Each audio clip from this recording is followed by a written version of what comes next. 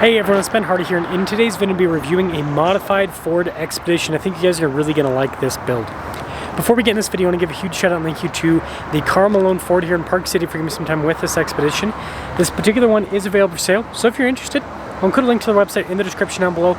Also include a link to my car buying guide. Let's get into it.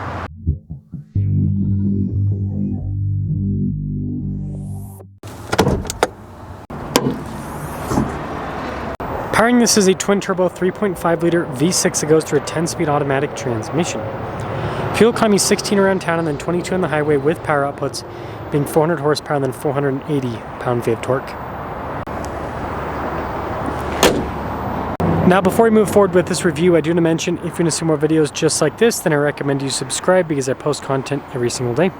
So this particular Expedition is a limited and it's finished in this really cool green paint job. I think it looks really sharp, especially with the chrome elements. I'm usually not a huge fan of chrome, but I think it works really well in this package. You also have the fog lights. And here's the modification side of things. So we've got these upgraded tires and wheels. It makes the Expedition look a whole lot beefier. You can see here with the design on the wheel itself. If you're wondering, the sizing on this is 285 by 70 by 18, so I think pretty reasonable size. I mean, that's 33s. But yeah, really cool look with the tires. It does have a leveling kit, so it's not lifted, just leveled to give it kind of more of an even stance. And yeah, I mean, it looks really sharp.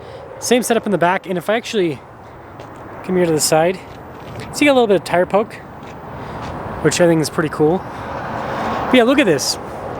Again, it's a little bit bro-dozer for, you know, what's ultimately a three-row mommy car, but I think it looks really sharp for an Expedition. It kind of gives it a more rugged look, and maybe this Expedition could go out on an Expedition now.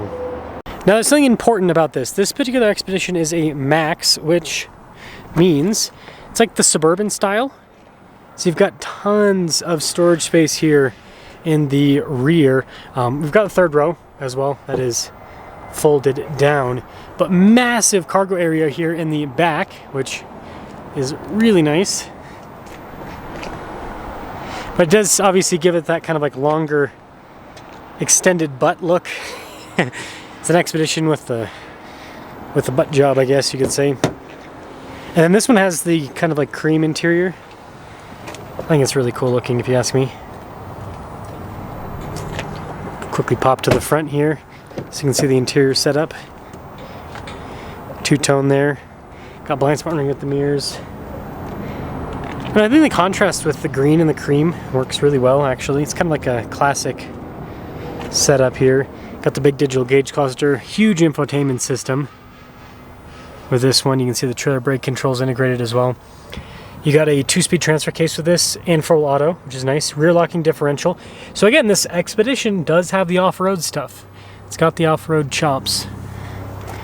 But yeah, just a nice interior. You've seen this in other reviews. And then here's the build sheet for the Expedition side of things, not the aftermarket accessories. So you can see $84,790. My guess is probably somewhere around $90,000 after the accessories.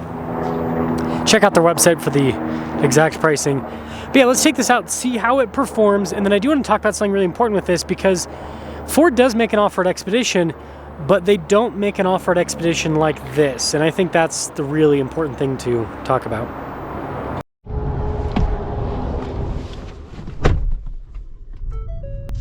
Well, let us set off in this Expedition Max with the tire package. Again, like I said, really important build if you ask me. Let this person go by first. Taking their okay, I guess they're not gonna move. It's okay. But anyways, that's why camera system's nice. Because I promise you, if this did not have a nice backup camera like that, then I mean, you could still see the BMW, but it'd be a lot harder. It would be a lot harder. So let's see how this performs.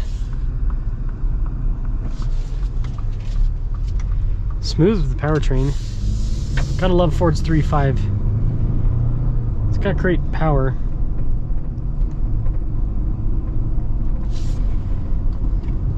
And this drives well. It looks like they did just repave this road though, so not necessarily the best test. But, you know, better than nothing. Better than nothing. Yeah, this is smooth. Took a little bit of bumpiness through the suspension, but it's not bad. It is there, however.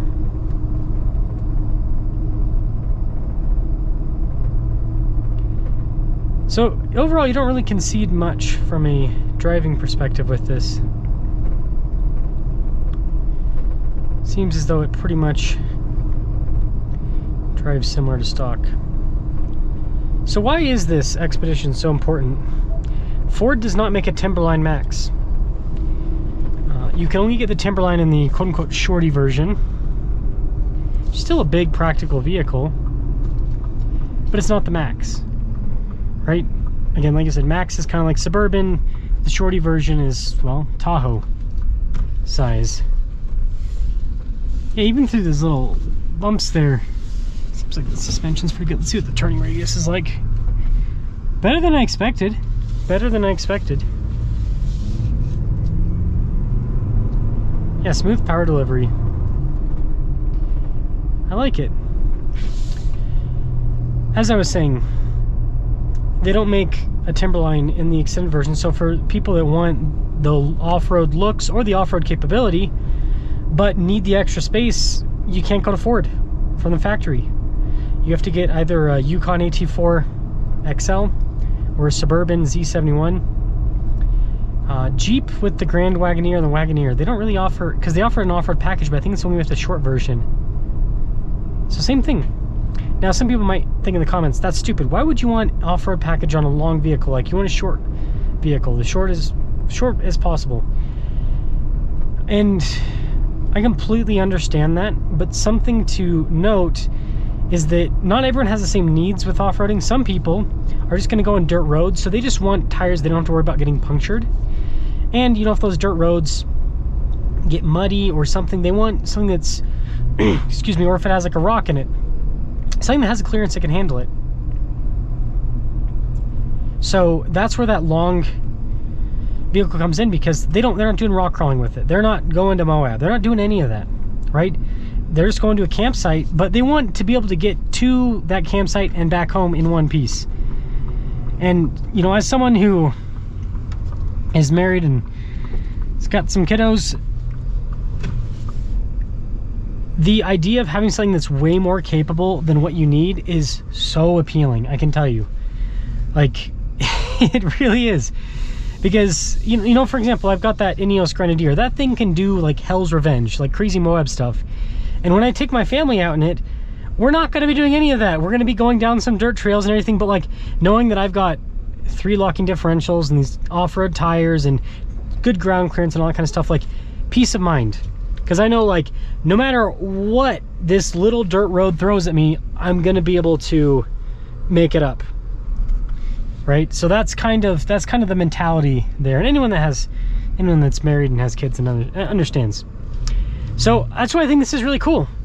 Until Ford offers a Timberline in the Max package, this is kind of like as close as you can get, is, you know, a build like this where it is obviously built off of, you know, just a quote-unquote limited, but the limited still has pretty much everything the Timberline has.